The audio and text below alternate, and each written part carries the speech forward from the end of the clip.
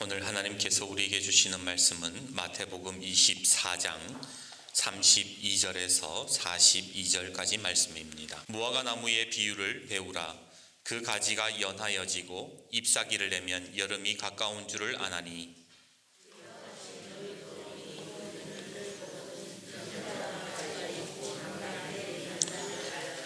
내가 진실로 너희에게 말하노니 이 세대가 지나기 전에 이 일이 다 일어나리라.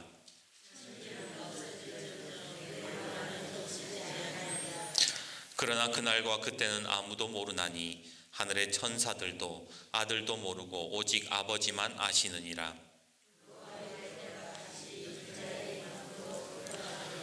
홍수전에 노아가 방주에 들어가던 날까지 사람들이 먹고 마시고 장가들고 시집가고 있으면서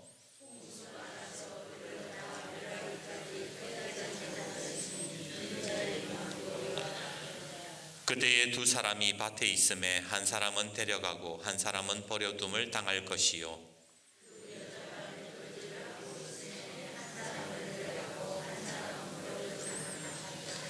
같이요.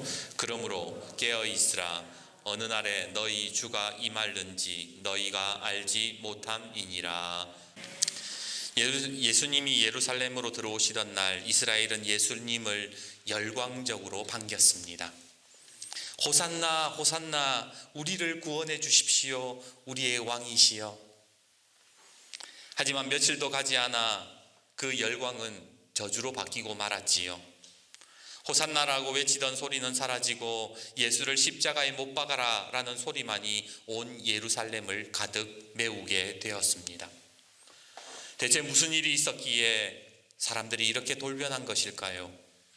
이유는 크게 실망했기 때문입니다. 그들은 예수가 이스라엘을 해방시킬 위대한 지도자라 생각했습니다. 하지만 정작 예수님의 행보는 전혀 달랐지요. 예수님이 돌아다니시면서 예루살렘을 돌아다니시면서 이렇게 말합니다. 로마 황제에게 세금을 내라. 예루살렘 성전이 곧 무너질 것이다 말씀하시고 성전에서 장사하는 사람들을 쫓아냅니다. 로마에 대항하기는커녕 오히려 같은 편인 종교 지도자들과 논쟁을 벌이고 이해할 수 없는 말들을 계속하고 다니시는 거예요. 기대가 크면 실망도 크다고 그만 폭발해버린 군중들이 예수를 십자가에 못 박아라 그렇게 외쳤던 것이지요. 그리고 오늘 이런 군중의 모습 속에서 오늘 우리는 우리의 모습을 발견하게 됩니다. 우리 또한 예수님에 대한 기대를 가지고 있었습니다. 주님이 내 소원과 기도를 들어주실 것이라 믿으며 주님을 찬양했습니다. 주님만이 해결해 주실 수 있다 믿었습니다. 하지만 그 기대가 어긋나고 응답이 없을 때에 마치 언제 그랬냐는 듯 주님을 원망하고 믿음을 버리는 일들이 우리 가운데도 있지 않았습니까? 미국의 유명한 기독교 영성가인 필립 얀 씨는 그 책의 제목을 이렇게 썼습니다. 하나님 당신께 실망했습니다. 느닷없는 불치병으로 일상이 무너진 사람들, 갑작스러운 교통사고로 가족을 잃고 잘 나가던 사업이 망하고 돌이킬 수 없는 상처로 인생 밑바닥에서 신음하는 기독교인들의 이야기를 담고 있는 책입니다. 그들은 고통 중에 이렇게 소리칩니다. 하나님 도대체 저에게 왜 이러시는 겁니까? 하나님은 왜 나에게는 기적을 허락하시지 않고 왜 나에게는 응답하시지 않는 겁니까? 사실 이 책의 저자인 필립 얀 씨도 하나님께 실망한 적이 있었습니다. 소아마비였던 아버지가 평생 고통 속에 살았어요. 누구보다 착하고 선하게 살았던 아버지의 생명이 서서히 식어갈 무렵 필립 얀 씨는 누구보다 간절히 하나님께 매달리고 기도했습니다. 애원도 하고 서원도 했습니다. 하지만 그런 간절한 기도에도 기적은 일어나지 않았지요. 그가 경험한 하나님은 불공평한 하나님이었습니다. 세상에 악한 인간들이 얼마나 많은데 저 인간들은 저렇게 잘만 사는데 왜 하나님은 선한 사람들의 고난을 외면하시는 것일까? 정말 하나님은 살아계시기는 한 것일까? 만약 살아계신다면 왜 우리에게 이런 실망을 안겨주고 우리에게 응답하시지 않는 것일까? 그 책을 쭉 읽어보면 필립 얀 씨는 그 책에 명확한 답을 내리지 못합니다. 아마 빌립이 안시드가 뭐라고 하나님의 뜻을 알겠습니까? 그가 이렇게 이야기합니다. 연약한 피조물이 어찌 하나님의 뜻을 알겠습니까? 하지만 분명한 사실 한 가지는 하나님이 자신의 아들을 내어주실 만큼 여전히 우리를 사랑하고 계신다는 것입니다. 그리고 그 사랑을 믿으며 살아가는 사람들은 이 모든 것을 이겨내고 반드시 승리합니다. 이 말이 어디에 있습니까? 로마서 8장에 있습니다. 자기 아들을 아끼지 아니하시고 우리 모든 사람을 위하여 내주신 이가 어찌 그 아들과 함께 모든 것을 우리에게 주시지 아니하겠느냐? 누가 정죄하리요? 죽으실 뿐만 아니라 다시 살아나신 이는 그리스도 예수시니 그는 하나님의 우편에 계신 자요 우리를 위하여 간구하시는 자시니라. 그러나 이 모든 일에 우리를 사랑하시는 이로 말미암아 우리가 넉넉히 이기느니라. 그렇습니다. 머리로는 이해되지 않아도, 마음으로 용납되지 않아도 하나님을 사랑하는 자, 하나님의 그 사랑을 믿는 자는 반드시 승리한다고 성경은 말씀하고 있더라는 거예요. 중세 철학자 안셀무스는 이렇게 말합니다. 알아서 믿는 것이 아니라 믿어서 안다. 예수 믿는 사람은 알아서 하나님을 믿는 것이 아니에요. 믿어서 하나님을 아는 거예요. 진정한 신앙은 믿어서 경험하게 되는 것입니다. 믿음으로 알게 되고 믿음으로 경험하고 믿음으로 승리하는 것, 그것이 바로 기독교의 신비이지요. 그러기에 오늘 우리 옆에 분과 이렇게 인사합시다. 끝까지 하나님을 신뢰하십시오. 오늘 본문에 예수님은 우리에게 이렇게 말씀하십니다. 32절과 33절을 같이 한번 읽어봅시다. 32절과 33절입니다. 시작. 무화과 나무의 비유를 배우라. 그 가지가 연하여 지고 잎사귀를 내면 여름이 가까운 줄을 아나니 이와 같이 너희도 이 모든 일을 보거든 인자가 가까이 곧 문 앞에 이른 줄 알라. 예수님이 예루살렘에 입성하신 이후에 갑자기 길을 가시다가 뜬금없이 제자들에게 그러시는 거예요. 무화과 나무의 비유를 배우라. 아니, 왜 갑자기 예수님은 뜬금없이 무화과 나무의 비유를 배우라고 하신 것일까요? 오늘 본문을 이해하기 위해서는 우리는 마가복음 11장에 나오는 사건을 알아야 합니다. 마가복음 11장에 어떤 사건이 나오냐? 바로 예수님이 무화과 나무를 저주하신 사건이 나오지요. 마가복음 11장 13절 14절을 제가 읽어드립니다. 멀리서 잎사귀 있는 한 무화과 나무를 보시고 혹 그 나무에 무엇이 있을까 하여 가셨더니 가서 보신즉 잎사귀 외에 아무것도 없더라. 이는 무화과의 때가 아님이라. 예수께서 나무에게 말씀하여 이르시되 이제부터 영원토록 사람이 내게서 열매를 따먹지 못하리라 하시니 제자들이 이를 듣더라. 예수님이 갑자기 무화과 나무에게 가셔가지고 열매가 있나 없나 보시더니 열매가 없는 것을 보시고는 무화과 나무를 저주하셨다라는 거예요. 왜 무화과 나무를 저주하셨을까? 그 이유는 바로 무화과라는 이름에 있습니다. 여러분, 무화과 나무 그 한자 이름이 뭔지 아세요? 없을 무자에 꽃화자에 과실 열매 과자를 씁니다. 쉽게 말해서 무엇입니까? 꽃이 없는 열매가 바로 무화과라는 것이에요. 정말 꽃이 없는 걸까요? 식물 도감을 보면 꽃이 없지는 않습니다. 그 책을 보면 자잘한 무화과 나무는 자잘한 꽃이 피기는 하는데 잘 보이지 않는다라고 되어 있어요. 하나님이 무화과를 만드실 때에 만드실 때에 왜 꽃을 작게 하시고 열매를 크게 하신 것일까요? 그것은 바로 꽃이 중요한 게 아니라 열매가 중요하다라는 것을 우리에게 알려주시기 위함입니다. 그런데요, 만약 여러분 생각해 보세요. 무화과 나무가 열매 맺는 것보다 꽃을 피우는 것을 더 중요하게 여긴다면 어떻게 되겠습니까? 예수님이 저주하신 무화과 나무는 이스라엘의 영적 상태와 같았습니다. 이스라엘 종교 지도자들을 한번 생각해 보세요. 그들은 하나님의 율법을 거룩하게 지키는 것 같았지만 그것은 자신의 거룩함을 드러내기 위함이었어요. 그들은 조미료까지 10의 1초를 바치지만 그들은 하나님 앞에서 거룩하게 경건하게 기도를 하는 것 같았지만 결국에는 무엇을 위해서였어요? 열매를 맺기 위한 것이 아니라 자기의 경건, 자기의 거룩함을 드러내기 위해서였습니다. 그들은 하나님이 주신 율법으로 자신의 권위를 세우며 사람들 위에 군림했습니다. 율법을 자신의 이익을 도모하는 데 사용했던 것입니다. 그리고 그들의 목적은 화려한 꽃을 피우는 것이지 자기를 드러내는 것이었지 열매가 아니었던 거예요.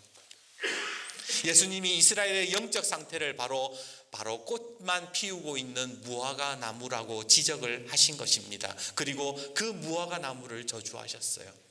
이제 너희는 절대로 열매가 없을 것이다. 오늘 우리의 신앙을 한번 돌아봅시다.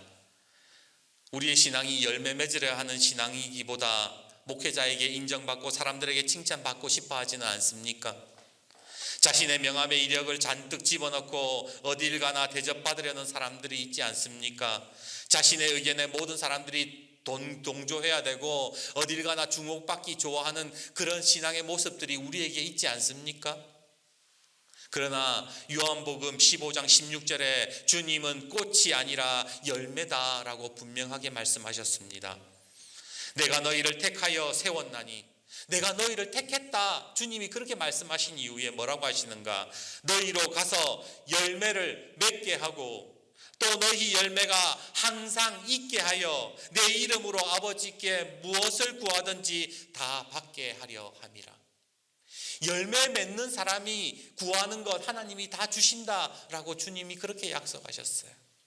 그런데 우리는 응답받지 못하는 이유가 뭘까요?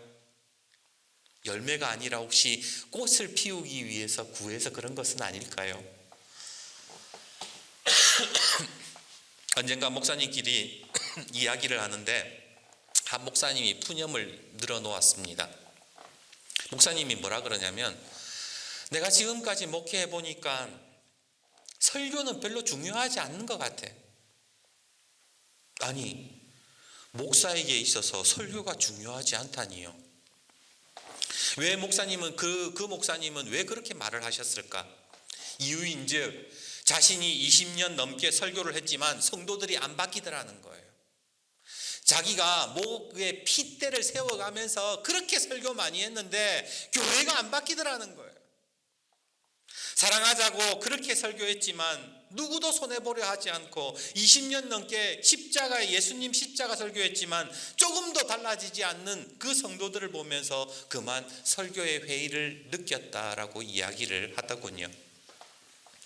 한편으로는 공감이 되는 것이 지금까지 저와 여러분이 얼마나 많은 설교를 들었습니까? 그런데도 우리도 예전에 비해서 20년 전에 비해서 10년 전에 비해서 그 설교를 들었던 때의 모습과 지금 모습이 얼마나 달라졌습니까? 매주일 그렇게 많은 예배를 드리고 기도를 하는데 왜 한국 교회는 변하지 않는 것일까요? 언젠가 찰스 스펄전 목사님에 대한 책을 읽었습니다. 그 책에 이런 이야기가 있었지요. 기독교 역사상 최고의 설교자라고 칭송받던 목사님들이 있었어요. 그 중에 한 분이 어떤 사람이냐? 바로 스펄전 목사님, 설교의 왕자라 불리는 스펄전 목사님이고 또 조 파커라는 목사님이었습니다. 두 분 다 영국에서 목회하는 목사님들이에요. 그래서 한 번은 미국에 있는 목사님들이 도대체 이분들은 얼마나 설교를 잘하길래 이렇게 유명한가? 그래서 영국으로 가가지고 그 목사님들의 설교를 직접 한번 들어보자 라고 마음을 먹고는 교회에 방문을 했던 겁니다. 먼저 조 파커 목사님 교회로 갔어요. 시티 템플 교회라는 곳에 가서 이제 예배를 드렸는데 교회가 막 어마무시해. 성도들이 막 2,000명이 넘고 소문대로 막 파커 목사님이 막 설교를 하는데 막 눈물이 찡하고 막 설교를 듣는데 가슴이 울렁울렁하고 정말로 감동적인 최고의 설교를 하는 거예요. 예배를 마치고 나오면서 이 미국 목사님들이 이구동성으로 칭찬을 했습니다. 정말 목사님 설교 잘한다. 조셉 파커 목사님은 정말 위대한 설교자입니다. 그리고 그 다음 주 그들은 스펄전 목사님이 있는 메트로폴리탄 교회로 갔어요. 역시 스펄전 목사님의 설교를 듣는데 목소리부터가 청중을 압도하는 거예요. 주옥 같은 설교를 하는데 막 예배가 끝난 후에도 성도들이 막 자리에서 일어나지를 못해. 조셉 파커 목사님의 설교를 들었을 때 모두가 파커 목사님 최고라고 손가락을 올렸는데, 그런데요, 스펄전 목사님을 설교를 들은 그들이 뭐라고 말을 하는가? 뭐라고 얘기했을 것 같으세요? 그들이 나오면서 이렇게 말했대요. 우리 예수님은 정말 위대한 하나님이십니다. 제가 책을 보는 순간 뒤통수를 얻어맞은 것 같았어요.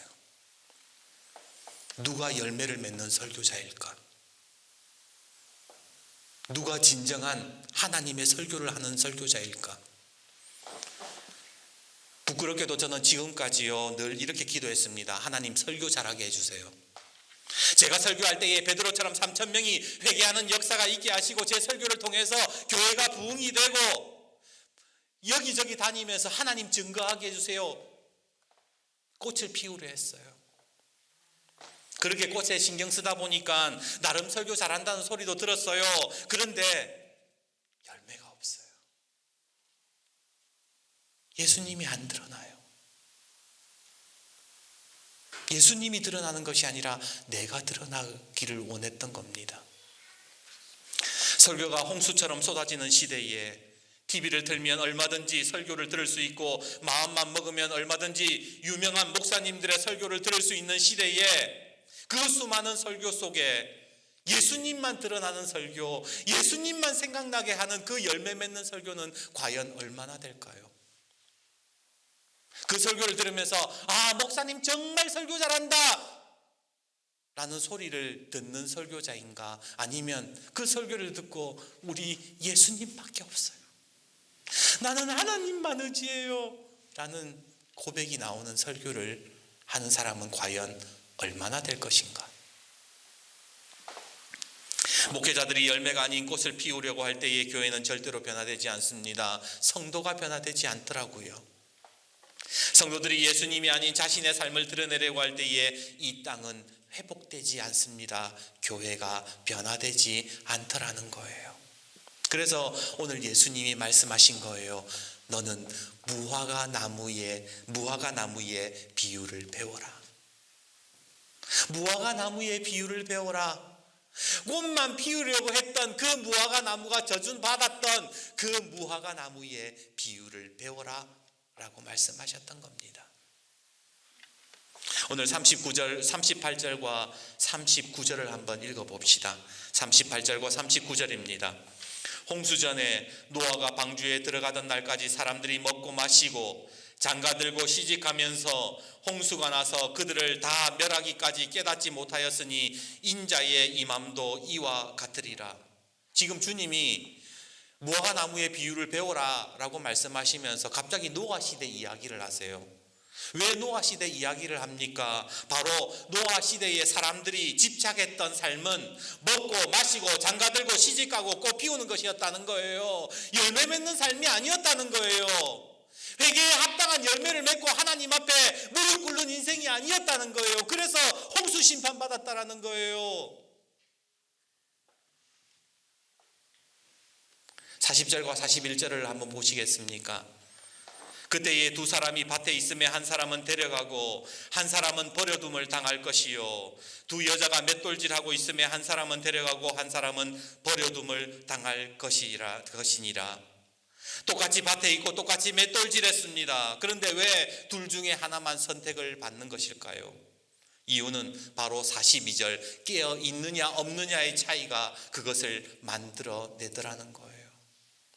어떤 사람이 깨어있는 사람입니까? 바로 지금 인생에 무화과 나무와 같은 내 인생 속에 무엇이 중요한지를 깨닫는 사람, 꽃이 아니라 열매를 맺는 사람이 곧 깨어있는 사람이다라는 거예요.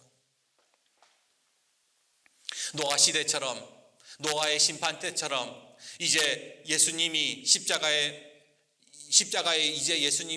못 박혀 죽으십니다. 그러나 십자가의 죽음이 끝이 아니잖아요. 예수님은 다시 부활하실 것이고 하늘에 오르시어서 다시 재림주로, 심판의 주로 이 땅에 오실 것입니다. 그때에 너희는 어떤 나무로 있겠냐라는 거예요. 너희들은 깨어 있는 사람으로 있을 수 있냐? 무화과 나무의 비유를 배워라. 주님이 그렇게 말씀하신 거예요. 그러니 너희는 깨어 있어야 한다. 꽃이 아니라 열매를 맺는 인생이 되어야 한다. 무화과 나무의 비유를 배우라. 주님은 그렇게 말씀하셨습니다. 오늘 종려주일, 호산나 호산나 주님을 환영하는 것이 종려주일의 의미가 아니에요. 진정한 종려주일의 의미는 무화과 나무의 비유 속에서 나를 점검하는 겁니다. 나는 꽃만 피우는 인생인가? 꽃만 피우려 하는 인생인가? 아니면 열매를 맺으려 하는 인생인가? 돌아봐야 하는 거예요. 우리의 신앙이 깨어있지 않으면 언제든지 예수님께 실망합니다. 언제든지 예수님을 향해 십자가에 못 박아라 소리치는 열매 없는 신앙인이 되고 말 것입니다. 오늘 주부를 보시면 안찬호 선교사님이 계세요. 안찬호 선교사님은 아프리카 선교를 위해서 평생을 바치신 분인데, 아프리카 케냐에서 가장 위협적인 마사이족을 하나님 품으로 인도한 선교사님입니다. 이 안찬호 선교사님은 고등학교를 중퇴하고 17살에 공수부대에 들어가게 돼요. 그리고 공수부대에서 7년간 복무하다가 제대하고는 강원도 삼척에 있는 경동 탄광에서 광부로 일을 합니다. 고등학교를 중퇴했으니까 뭐 말해서 뭐 하겠습니까? 장래가 불투명하고 되는 것도 없던 시절 갱도에 들어가는 시간을 제외하고 늘 술을 퍼마시며 살았습니다. 주변 사람들과 다투기 일상이었고 주먹 다짐을 늘 벌일 정도로 막장 인생을 살았지요. 그러던 어느 날, 그날도 술을 진탕 마시고 싸움박질하다가 머리가 터져서 병원을 찾았는데 그곳에서 바로 운명의 상대 사모 김정희 씨를 만나게 됩니다. 당시 간호사였던 사모님은 청년 안찬호에게 한마디 쏘아붙입니다. 깡패짓 하려면 서울이나 부산에 가지 왜 힘없는 탄광촌에서나 행패를 부려. 그것도 처음 보는 여자가 그것도 간호사가 자기를 향해서 그냥 아예 대놓고 그냥 욕을 하니까 그 말에 충격을 받은 이 안찬호 선교사는, 청년 안찬호는 치료도 받는 둥 마는 둥 집으로 달려가 펑펑 울기 시작합니다. 아무 의미 없이 그저 막장 인생으로 살아왔던 자신의 모습을 보게 되지요. 그리고 사랑에 빠집니다. 간호사를 만나고 싶다는 마음에 그 김정희 간호사가 다니는 교회에 다니기 시작했고 사모를 따라다녔어요. 하지만 사모는 그 안찬호 선교사, 청년 안찬호를 좋아하지 않았습니다. 탐탁지 않게 여겼어요. 그러던 어느 날 성탄절 날 새벽송을 도는데 밤에 어둑어둑하잖아요, 새벽에. 그만 이 김정희 사모가 발을 헛디뎌서 언덕 아래로 굴러 떨어지려고 하는 순간 안찬호가 청년 안찬호가 몸을 날려서 사모는 구하고 자기가 60m 아래로 대굴대굴 굴러서 곤두박질 쳐버리게 됩니다. 그 이후로 이 남자 괜찮은데? 그래서 마음을 열게 되었고 두 사람은 1977년 6월에 100년 가약을 맺게 되었지요. 안타까운 사실은 결혼은 했지만 버릇이 안 고쳐집니다. 똑바로 살겠다 마음먹었지만 조금만 힘들면 술 마시고 막장 인생이 반복이 됩니다. 그렇게 김정희 사모가 3년간 죽기 살기로 하나님께 기도하고 매달리기 시작했고 결국 남편을 신학교로 보내서 선교사로 만들게 되었지요.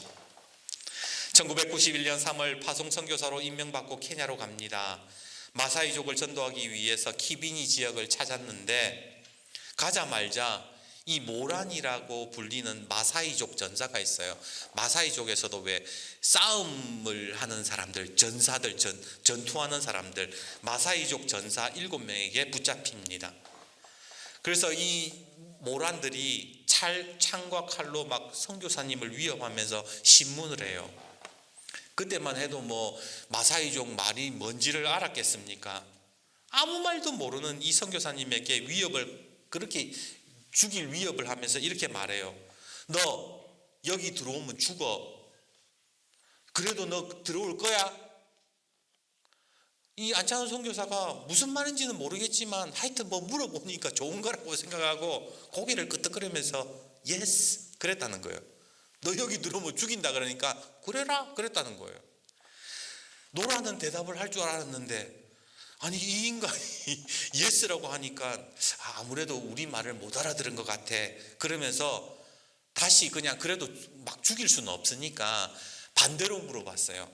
너 여기 안 들어온다는 얘기지?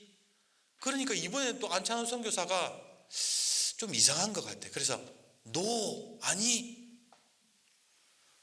또 이상하게 대답을 한 거예요. 이 모란들이 당황을 해서 이 동양인을 죽이지는 못하고 마지막 질문을 합니다. 그러면 네가 그렇게도 들어오겠다 그러면 죽을 때까지 우리와 함께 있을 것인가? 무슨 말인지는 모르겠고 계속 물어보니까 이 화가 나가지고 성질머리가 좀 있거든요. 이 선교사님이 소매를 걷어붙이면서 오케이 이 새끼들 한번 같이 한판 붙자 그랬는데 이 모란들이 다른 말은 모르고 오케이는 또 알았나 봐. 같이 살래 물어보니까 오케이 하니까 그래고 같이 살게 됐다는 거예요. 그렇게 모란들은 안선교사의 결박을 풀어주고 마사이 지역에서 선교 활동을 하는 것을 허락해 줍니다. 근데 이것이 놀라운 것이요, 백인 선교사들이 그만큼 찾아가도 그 누구도 그 선교의 길을 뚫지 못했는데 이 안찬호 선교사님이 길을 뚫었다는 겁니다. 항상 유서를 가슴에 품고 다니면서 죽으면 마사이 지역에 묻히겠다고 결단했습니다. 그렇게 마사이족과 함께 뒹굴며 생활하며 마사이족들의 마음의 문을 두들기게 됩니다. 2002년 대추장인 무사올레 세테커리가 죽으면서 유언을 남깁니다. 안찬호 선교사는 우리 19개 부족민들의 대소사를 모두 꿰차고 있다. 그는 우리 부족을 사랑한다. 앞으로 안 선교사의 말을 잘 들어라. 그렇게 안찬호 선교사님은 19개 부락에 교회 23곳을 세웠고 학교와 집단 농장, 주택개량, 수도사업에 힘쓰며 지금도 하나님의 나라를 세워가고 있지요. 저는 선교사님들이 참 존경스럽습니다. 우리 교회도 우리 정시아 선교사님 가정이 있지만 참 선교사님들이 귀하고 또 얼마나 존경스러운지 모릅니다. 왜냐하면 인생의 화려한 꽃을 피우고 대접받기보다 영혼 구원을 위해서 그 영혼의 열매를 맺기 위해서 오지로 들어가는 인생을 살기 때문에 그래요. 어떻게 하면 내가 좀 더 뛰어날까? 얼마나 하면 설교를 더 잘하고 얼마나 잘 보이고 사람들에게 뭐 그렇게 해서 사람들에게 인정받을까? 그런 꽃 피우는 삶이 아니라 열매 맺는 그 영혼을 위해서 오지로 들어가는 선교사님들이 얼마나 귀한지 모릅니다. 이 말씀을 드리는 것은 우리 모두가 선교사가 되어야 된다는 의미가 아닙니다. 어떤 삶이 열매를 맺는 삶인지 고민할 수 있어야 된다는 거예요. 이제 말씀을 맺습니다. 오늘 주님은 우리에게 무화과 나무의 비유를 배우라고 말씀하십니다. 하나님이 나를 이 땅에 심으신 뜻은 꽃을 보자고 하심이 아니라 열매를 보자 하심입니다. 육신의 정욕과 안목의 정욕, 이생의 자랑의 꽃이 아니라 성령의 9가지 열매, 곧 사랑과 희락과 화평과 오래 참음과 자비와 양성과 충성과 온유와 절제를 맺는 것, 그것이 하나님께서 오늘 우리에게 원하시는 열매 맺는 삶입니다. 간절히 바라옵기는 이 자리에 함께 예배드리고 있는 우리 성도님들 중에 누구는 들림받고 누구는 들림받지 못하는 일이 없기를 간절히 소망합니다. 우리 모두가 깨어 있어서 우리 모두가 열매 맺는 인생으로 살아가서 모두가 이 시대에 깨어 있는 신앙인으로서 하나님의 귀한 백성으로서 하나님 나라에 들어가는 놀라운 역사가 있기를 주님의 이름으로 축복합니다.